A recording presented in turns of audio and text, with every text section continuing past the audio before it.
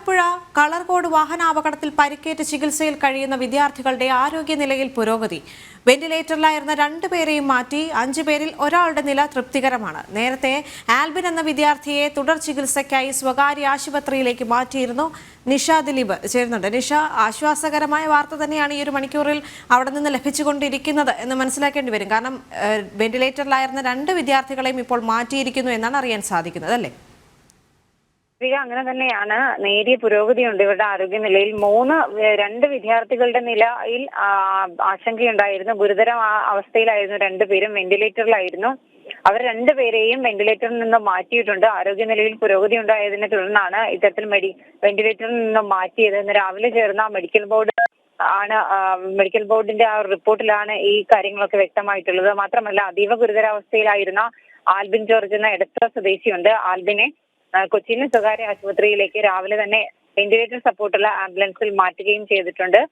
ആൽബിനെ കൂടാതെ ഗുരുതരാവസ്ഥയിലായിരുന്ന 2 പേരുടെ ആരോഗ്യനിലയിലാണ് ഇപ്പോൾ പുരോഗതിയുള്ളത്. 5 പേരിൽ ഈ പരിക്കേറ്റ് ചികിത്സയിലായിരുന്ന 5 പേരിൽ ഒരാളുടെ നില തൃപ്തികരമാണ്. കാലിന്റെ എല്ലിനാണ് പൊട്ടലുണ്ടായിരുന്നത്. പൊട്ടലിൽ നിന്നുള്ള സർജറി ചിലപ്പോൾ അടുത്ത ദിവസം തന്നെ ഉണ്ടായേക്കുമെന്ന് ഈ മെഡിക്കൽ ബുള്ളറ്റിനിൽ വ്യക്തമാക്കിയിട്ടുണ്ട്. എന്തായാലും ഇവരുടെ ആരോഗ്യനിലയിൽ പുരോഗതിയുണ്ട് എന്നുള്ള ആശ്വാസകരമായ വാർത്തകളാണ് ഇപ്പോൾ വരുന്നത്. അപകടത്തിൽ മരിച്ച ശ്രീദേവിന്റെയും ഒപ്പം തന്നെ ആയുഷ് ഷാജിയുടെയും മൃതദേഹം സംസ്കരിച്ചു. ഇനിയും ആലപ്പുഴ മെഡിക്കൽ കോളേജ് ആശുപത്രിയിൽ 4 പേർ ചികിത്സയിലുണ്ട്. അവരുടെ ആരോഗ്യനിലയിലാണ് പുരോഗതി ഉള്ളതായി മെഡിക്കൽ ബുള്ളറ്റിനുകൾ പുറത്തു വന്നിരിക്കുന്നത്. നിഷ, സ്വകാര്യ ആശുപത്രിയിലേക്ക് മാറ്റിയ വിദ്യാർത്ഥിയുടെ നിലയിലും നേരിയ പുരോഗതി ഉണ്ട് എന്നാണോ അറിയാൻ സാധിക്കുന്നത്?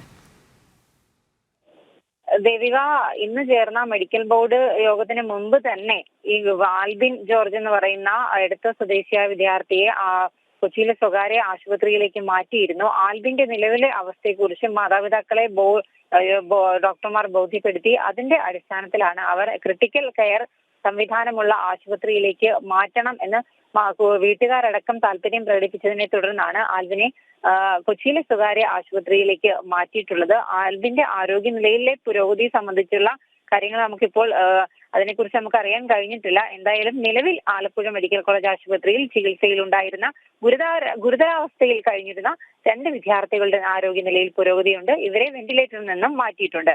ദേവിക. ശരി നിഷ.